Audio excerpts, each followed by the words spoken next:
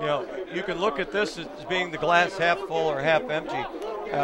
Wellington is in the ball game, obviously, but has missed some golden opportunities. Seminole Ridge has made some really critical mistakes and yet still leads 7-3. So Wellington certainly not out of it. You know, the Wolverines have had some good fortune, and we'll see if that continues. A good home crowd here on senior night, and nice temperatures too for a football game. We're in probably the upper 50s. Oh, this is great. This is football weather, and it's good for the kids too because you don't get nearly as tired. The humidity's not there, and I think you see optimum performances when the weather's like this. All right, so Nielsen about to kick, and he booms one. It's going to go back to the 1-yard line, but in high school football, if the momentum takes a player back into the end zone, it's ruled a touchback. Absolutely, and the momentum of the ball obviously drove Amir back into the end zone. I believe that was Andre Davis. Oh, was it? I'm sorry. Number 4 for. Well, I'm sorry. No, I was looking at the wrong roster. Yeah, I've had Amir. You are correct, sir. I had Amir in class, so I knew what his number was because he told me all the time. Never mind. Okay, so 1st and 10 for the Wolverines.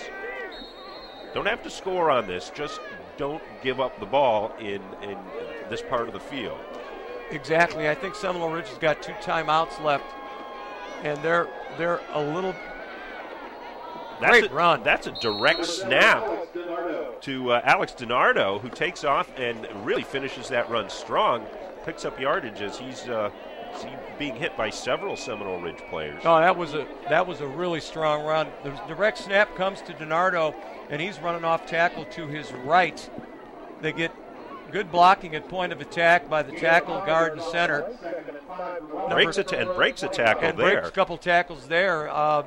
Number 59 for Wellington, their offensive guard, kicked out the defensive end on a very nice running play. That was Indiana Neary who made that block, number 59, by the way. And we will get to mentioning the offensive linemen for both teams because, let's face it, the offensive linemen don't get their names called too much. We probably have 2 of the better offensive lines in the county playing here tonight.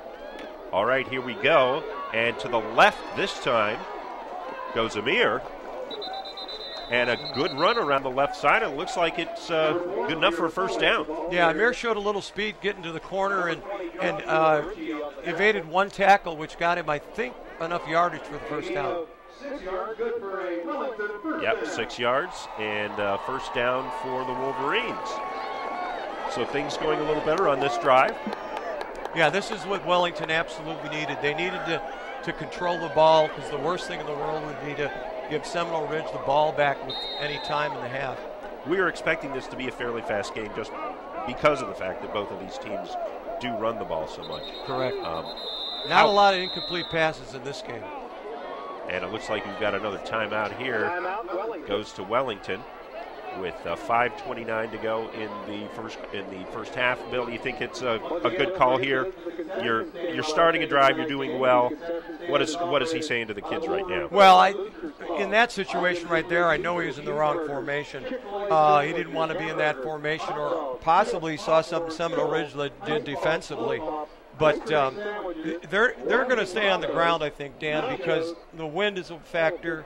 And the other thing is you can't afford to throw a touchdown or an interception here and give them an insurmountable lead. Absolutely. As we said, they don't have to score a touchdown. Just don't let Seminole Ridge score, and this is a success for them at this point. Correct. And Seminole Ridge is like we've said and talked about, they're very disciplined. It's very uncharacteristic for them to turn the ball over. But they haven't had any penalties except a holding call, and I think they're just starting to find their groove. So it would be a good thing for Wellington to keep the ball for a little bit.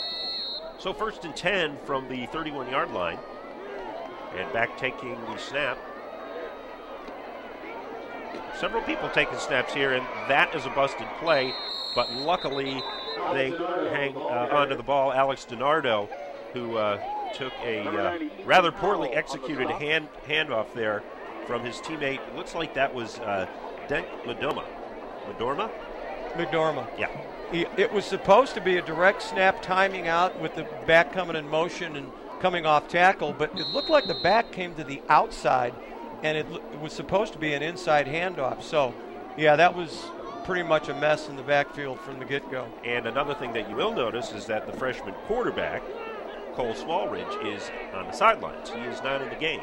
So Wellington is going without a quarterback here, but a nice burst up the middle by Gennardo, who is having a whale of a game here. Yeah, he's having a whale of a game, and the right side of the offensive line is having a whale of a game. Austin Peebler is blocking his heart out. It's almost. This is a big hole, and the lead backs come through, and there is all kinds of room to run. Nice block by Chris Thomas on the defensive end. Very positive play. And what coaches like yourself love to see, blocking downfield. And now we've got someone running out onto the field, which we're not going to show you because we don't think they really deserve the attention. Some kind of a prank, obviously.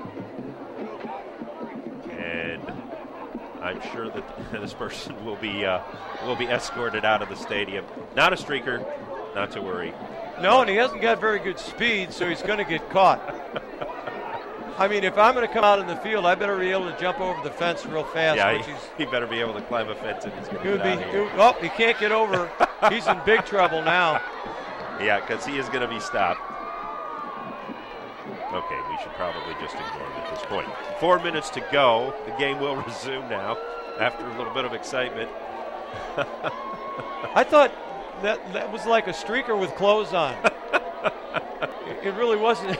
I mean, I have no idea. Maybe it was the official's relative or something. He shook hands with the official. If it was a streaker, it's got to be the dumbest streaker in the history of streaking. And with the worst speed. Okay, so big down here for Wellington's offense. It is 3rd and 3. Need to get just past the 40. Taking the snap there, but not going anywhere. There was no room. A nice play by the defense there of Seminole Ridge to stop that. You know, that play right there was run because of the insidious kid running out on the field. Honest to goodness, Dan, they had a first down on the previous play. They would have had the first down. They had the hole blocked, and the play was half over until they blew the whistle. So that really hurt Wellington. So it's 4th down now, and that will bring out the punter. 3:25, and the clock's still ticking. Let's see if they're going to get this off without getting a delay of game penalty. Well, you know, coaches will tell you that what drives them nuts is when kids don't know they're supposed to be out on the field. It's a real knuckleball, and it's fielded by Jared Klafka, number 2, but he puts his knee down there, losing his balance, and that means you are down in high school football. Absolutely. The kick was actually not too bad considering the wind factor, but as I said, they've still got 3:08 to move down the field, and Wellington really got a bad break when that play was called back.